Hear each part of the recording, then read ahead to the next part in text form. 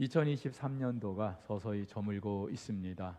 올해도 예년과 같이 참 다사다난했던 것 같습니다. 무엇보다도 우리를 슬프게 하고 우울하게 하고 힘들게 했던 큰 사건 사고들도 있었고요.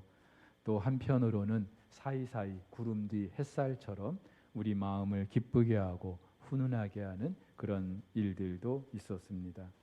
여러분은 올 한 해 지금까지 지내시면서 얼마나 복된 소식, 기쁜 소식 들으셨습니까? 또 그것이 여러분들의 인생에 과연 얼마나 복된 소식이라고 자부하십니까? 글쎄요, 사람마다 편차는 있겠지만은 이런 거 아니겠습니까? 우리 아이가 근본 입시에서 원하는 학교에 진학을 했습니다.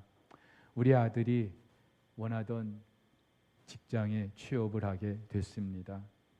아니면은 늦게라도 짝을 만나 결혼한 것도 참 감사한데 원하던 아이를 갖게 되었습니다.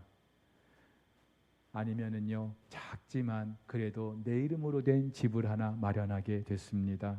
건강 때문에 늘 염려했는데 병원에서 완치됐다는 판정을 받았습니다. 이런 소식 기쁘고 즐거운 소식 아닐까요? 자, 그렇다면 여러분, 당시 낯선 유다 땅에 와 있던 로마의 백부장 고넬료에게는 어떤 소식이 과연 기쁜 소식이었을까요? 글쎄, 하루라도 빨리 이제 본국 로마로 돌아가는 것 아니었을까요? 아니면 지금은 백부장이지만 천부장으로 진급을 하게 됐다는 소식 아니었을까요? 아니면 지금보다 더 환경이 좋은 그런 곳으로 발령이 났다는 소식 아닐까요? 그런데 당시 고넬료를 비롯한 모든 이들에게 일명 복된 소식, 헬라어로 유앙겔리온이라고 하는 그 소식이 있었습니다. 이 소식은요, 주로 로마의 황제와 관련된 것으로서 가령 황제가 태어났다거나 새로 즉위를 하게 되었다거나 어느 한 나라나 지역을 방문하게 되었다거나 아니면은 전쟁에서 승리하게 되었을 때 황제의 전령들이 말을 타고 각지를 다니면서 이 소식을 전하였습니다. 그리고 이 소식을 듣는 사람들은 그것이 유앙겔리온, 복된 소식이라고 생각을 했어요. 그도 그럴 것이 이 소식이 들려질 때 일반 죄수들은 특별 사면을 받기도 했고요. 또 백성들은 황제가 내리는 하사품을 받기도 했기 때문입니다. 자, 그런데 누가는 예수님께서 이 땅에 처음 오셨을 때 로마의 황제 그 전령 정도가 아니라 하늘의 천사가 이 복된 소식 유앙겔리온을 전하고 있다는 것을 우리에게 소개하고 있죠. 누가복음 2장입니다. 내가 온 백성에게 미칠 큰 기쁨의 좋은 소식을 너희에게 전하노라. 오늘 다윗의 동네에 너희를 위하여 구주가 나셨으니 곧 그리스도 주시니라. 천사는 뭐라고 말합니까? 큰 기쁨의 좋은 소식. 여러 가지 수식어를 갖다 붙이면서 이 소식이 그냥 좋은 소식이 아니라는 것을 강조하고 있습니다. 그러면서 이 소식에서 예외일 사람들도 아무도 없다고, 온 백성에게 미칠 큰 기쁨의 좋은 소식이라고 말하고 있어요. 실제로 이 소식을 들었던 들에서 양을 치는 목자들도, 그리고 동방에서 별을 보고 왔던 박사들도 그 예수께 와서 무릎을 꿇고 가장 크게 기뻐했다고 합니다.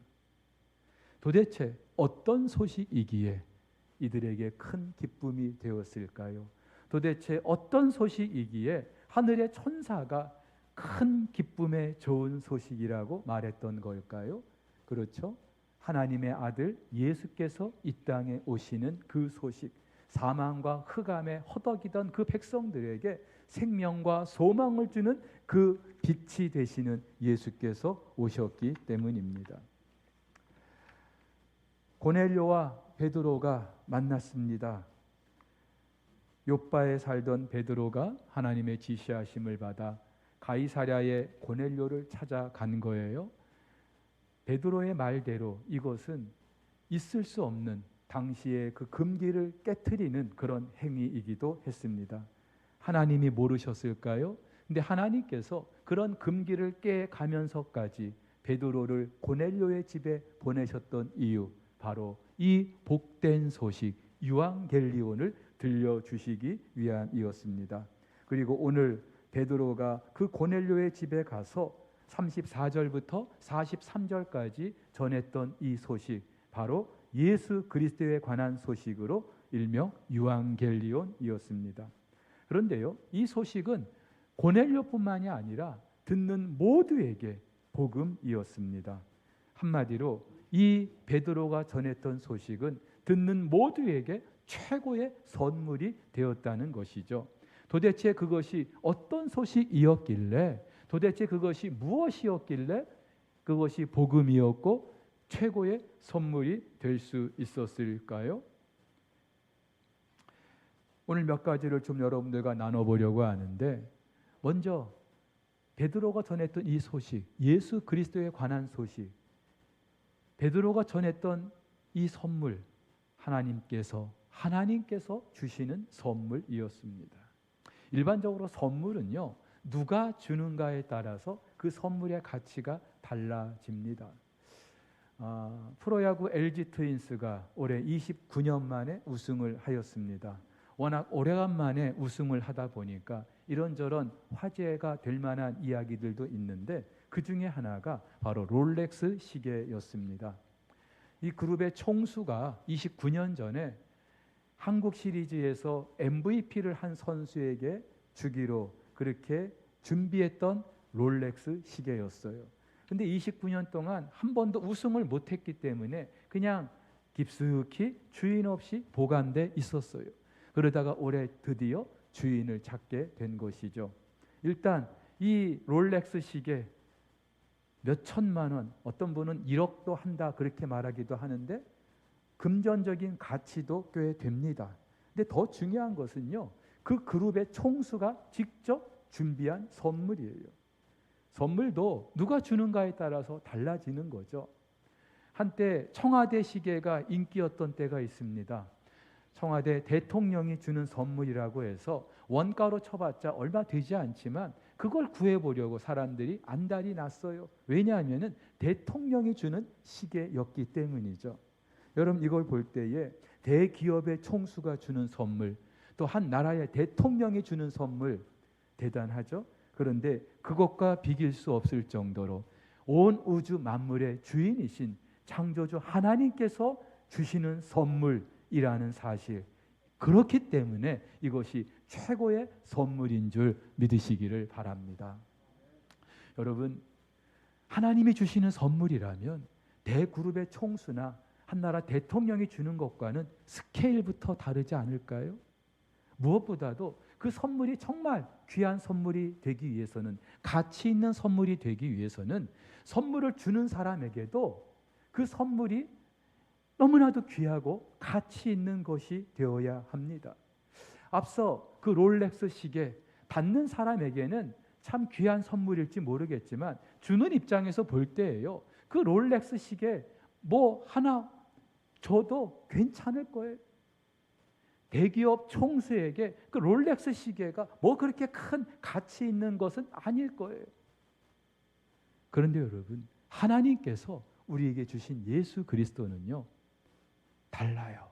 우리 하나님께 있어서도 너무나 귀하고 소중한 것이었다는 사실. 온 우주 만물의 주인이신 하나님께 뭐가 아쉽겠어요?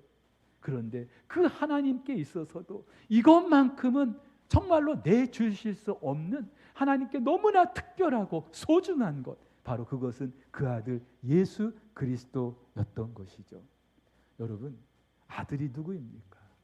아무리 많은 아들이 있어도 그 아들 하나, 옛다 당신 양자 삼으시오 주실 수 있어요? 못 그래요. 하물며 독생자이신 그 예수 그리스도를 우리를 위해서 내주실 때에 그 선물이 도대체 얼마나 귀한 선물이겠습니까? 근데 왜 그렇게 하셨어요? 다른 이유 없어요. 우리를 사랑하셔서, 우리를 사랑하셔서. 여러분, 이 사실이 믿어지십니까?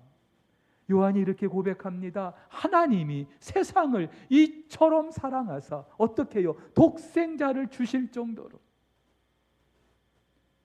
저나 여러분은요, 그 하나님의 사랑을 의심할 수 없어요.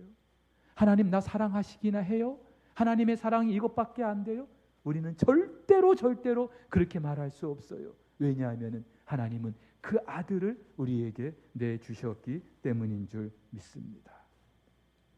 특별히 오늘 베드로는요, 이 34절부터 43절까지 이 긴 단락에서 하나님의 선물을 소개하고 있는데, 이 선물의 주체가 누구인지 하나님이 주셨다는 사실을 여러 차례 강조하고 있어요.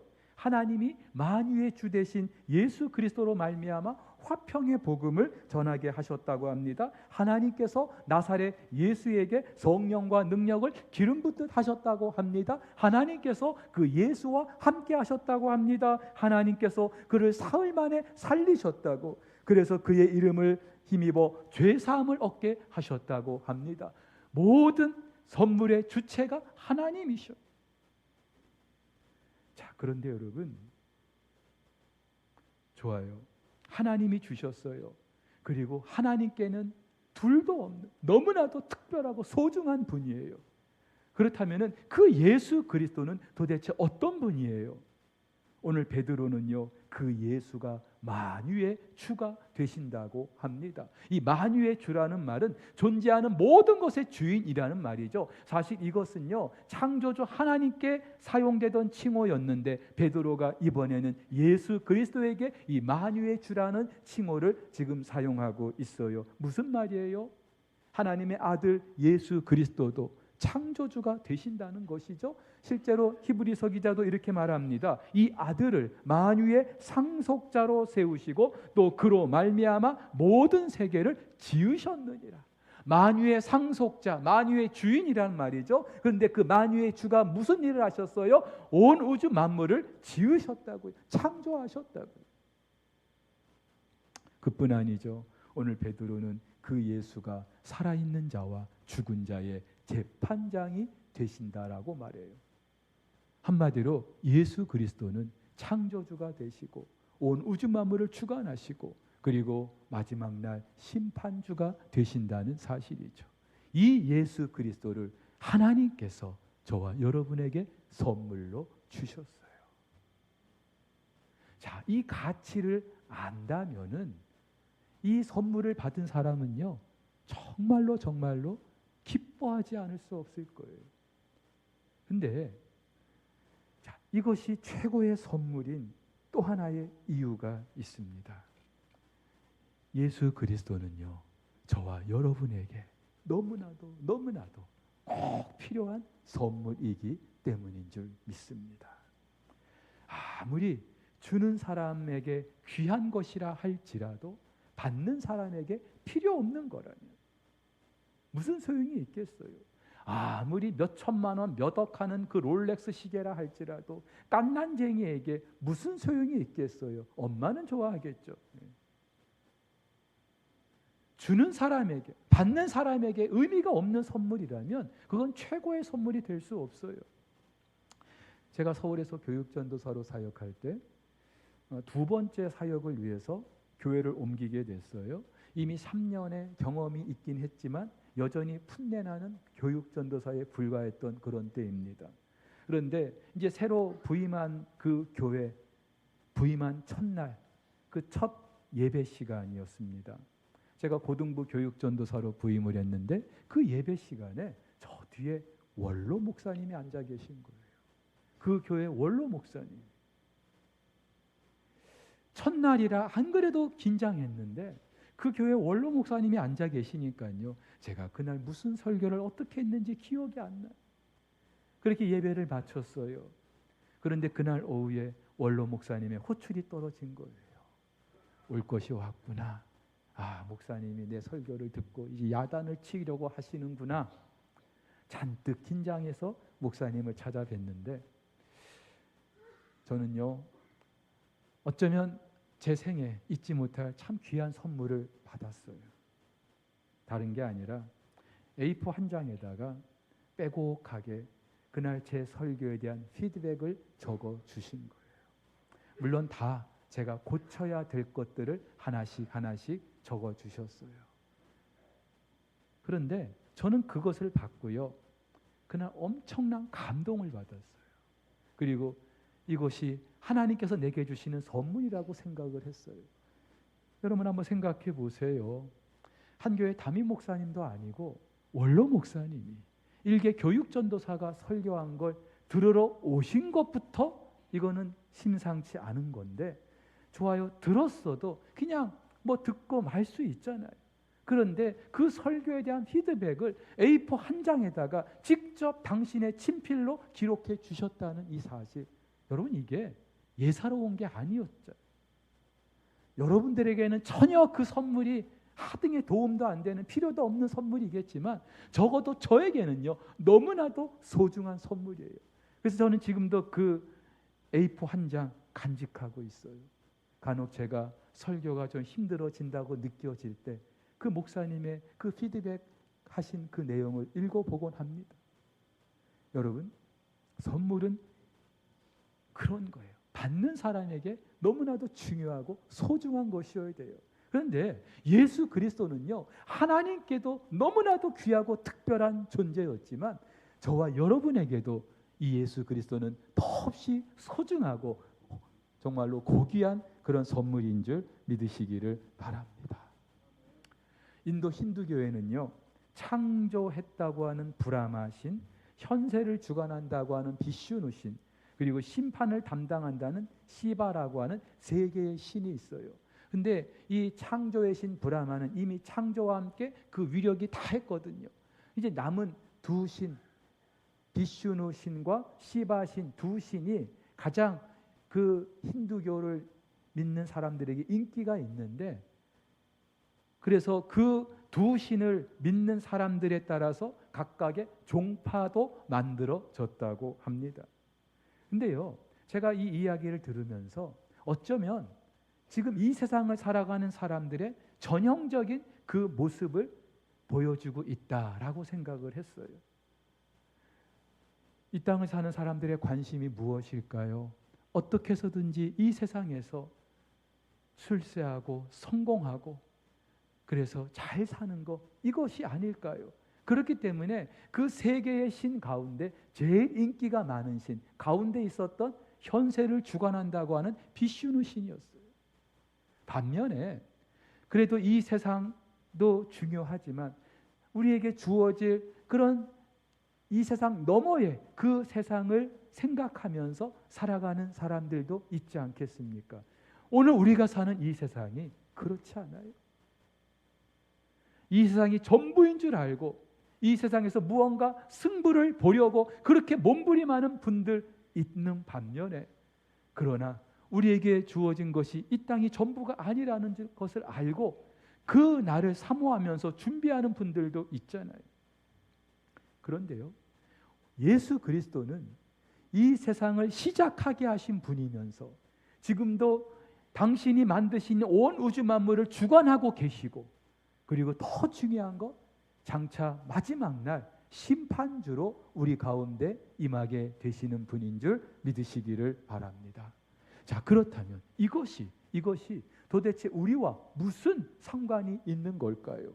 예수께서 이러한 분이라고 하는 사실이 도대체 우리에게 어떤 의미가 있는 걸까요? 여러분, 하나님께서는 당신의 형상과 모양대로 우리를 창조하시고 당신과의 그 친밀한 관계 속에서 지극한 행복을 누리기를 원하셨어요. 그런데 악한 사탄이 죄를 짓게 함으로 말미암아 하나님과의 관계가 끊어지고 하나님과 원수가 되게 하고 죄의 종로로 타게 되었어요. 하나님께서 우리에게 허락하시는 그 모든 행복은 아무것도 누릴 수 없게 된 거예요. 우리 힘으로 그 행복을 누릴 수 있는 방법이 없어요. 우리의 능력으로 그것을 쟁취할 만한 그런 여건도 안 돼요.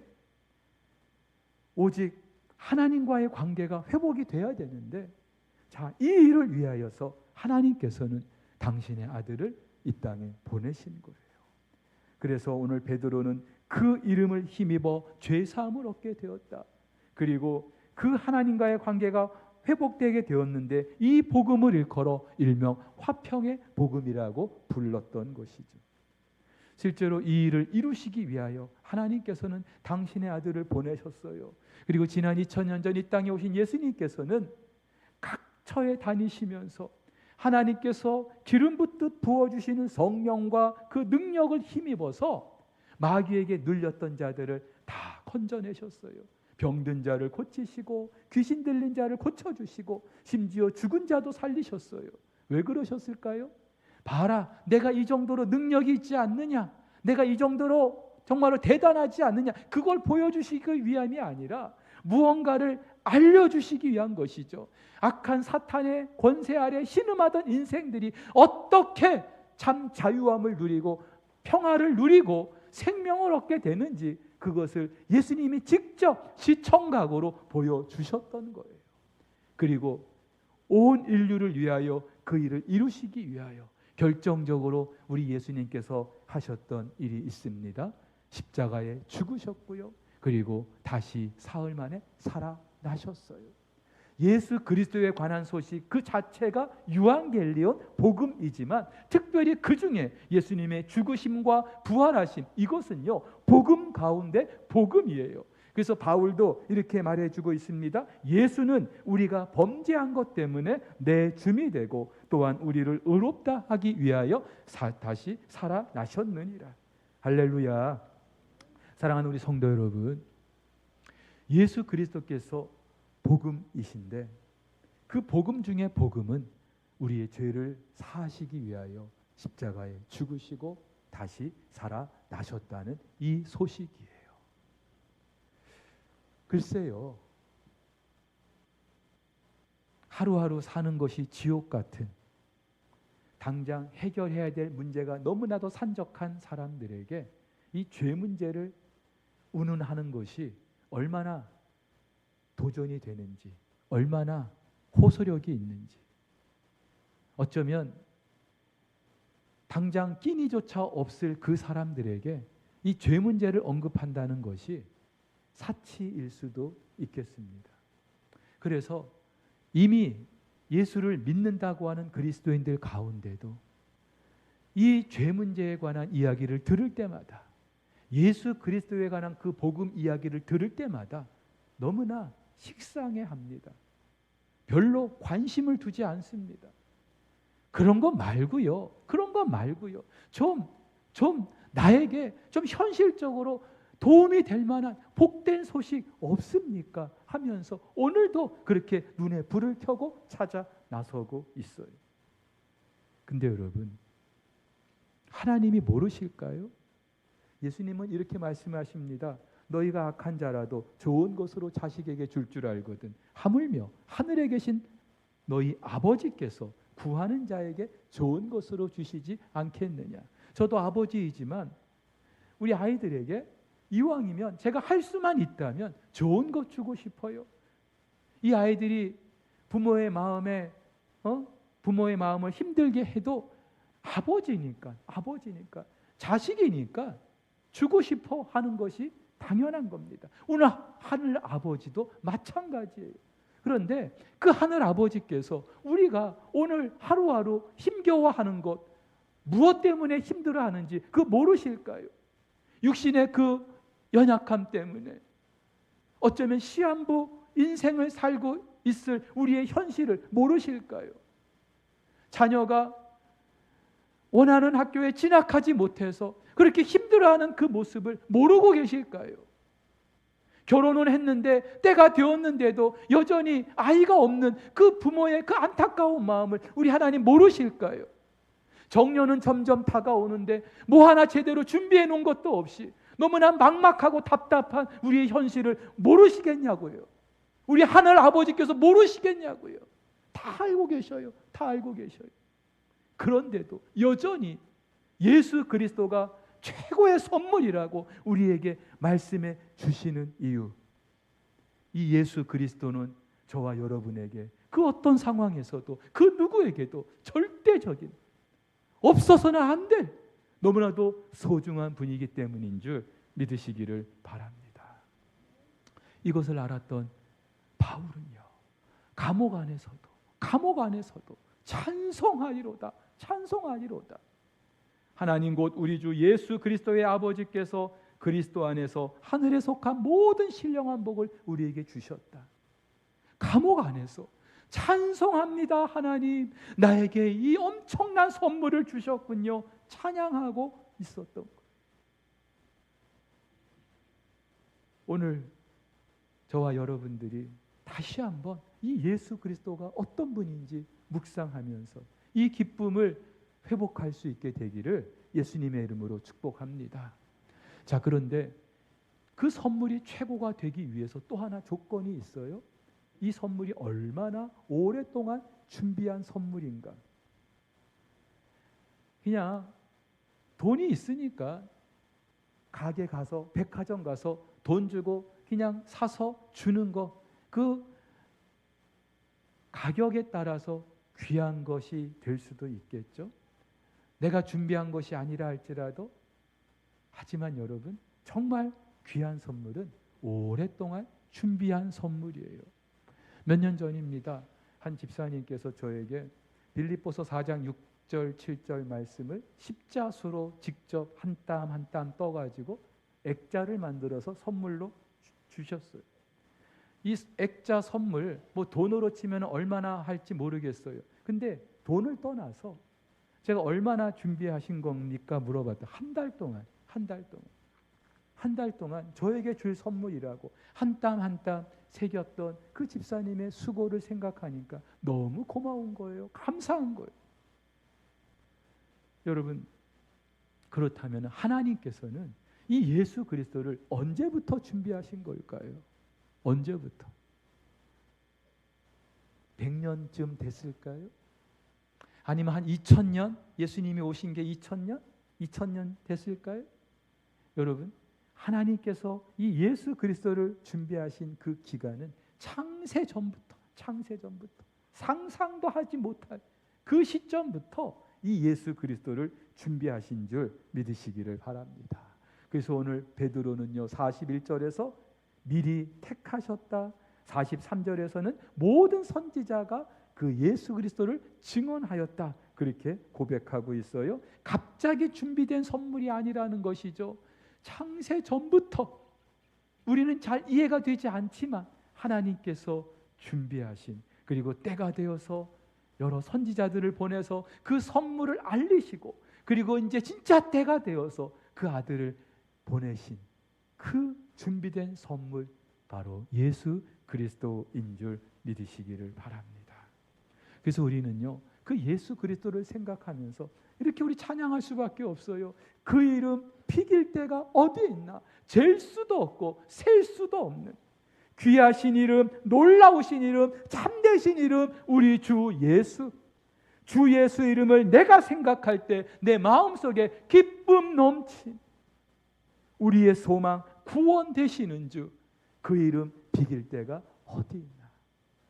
예수 그리스도 그 무엇과 그 어떤 것과 바꿀 수 없는 하나님 우리에게 주신 최고의 선물인 줄 믿으시기를 바랍니다. 오늘 베드로는요 42절에서 분명히 말해요. 예수 그리스도는 살아있는 자와 죽은 자의 재판장이 되신다고요. 여러분, 살아있는 사람의 재판장 하면은 이해가 돼요. 그런데 이미 죽은 자, 이 세상에 없는 자의 재판장이 되신다고요. 무슨 말이에요? 우리가 사는 이 세상이 전부가 아니라는 거예요. 우리는 눈에 보이는 것이 전부인 줄 알고 그것을 내 손에 쥐어야, 내가 그것을 소유해야 내가 복을 받은 것처럼 생각하지만 우리의 삶은 여기서 살아가는 것이 끝이 아니라는 사실. 그렇다면 저나 여러분은 이 복음의 의미를 다시 생각할 수 있어야 돼요. 내 삶의 의미와 내 삶의 목적, 내 삶의 이유가 무엇인지 다시 생각해야 돼요. 죄송합니다마는 이제 연만하신 우리 어르신들, 내 남은 인생을 통하여서 어떻게 하면 조금 더 내가 더 유복한 생활을 살 수 있을까, 이것 걱정할 그런 시간이 아니고요. 장차 재판장으로 우리 앞에 서실 그 하나님을 바라보면서 그 하나님 앞에 내가 내놓을 것이 무엇인지를 우리가 계수하면서 그렇게 살아가셔야 될 줄로 믿습니다. 굳이 어르신들뿐만이 아니라 누구라도 마찬가지죠. 결국 하나님께서 우리에게 주신 이 최고의 선물이, 이 복음이 저와 여러분들에게 정말 복음이 될 수 있는지, 최고의 선물인지, 그것은요, 내가 무엇에 더 가치를 두고 살아가는지, 무엇을 궁극적으로 바라며 살아가는지 여기서 결정이 될 거예요. 보세요. 하나님께서는 당신에게 있어서 너무나 특별한 그 예수 그리스도를 이미 창세 전부터 우리에게 준비하셨다가 선물로 주셨어요. 이 선물은 그 무엇과도 비길 수가 없어요. 근데 이 선물을 이미 받았는데 이 받은 그리스도인들이 여전히 세상 사람들을 부러워하고 넘보고 있고, 그 세상 사람들이 가진 것 좀 더 가져보려고 그렇게 안달하고 있다면 우리 하나님 마음이 얼마나 속상하시겠어요.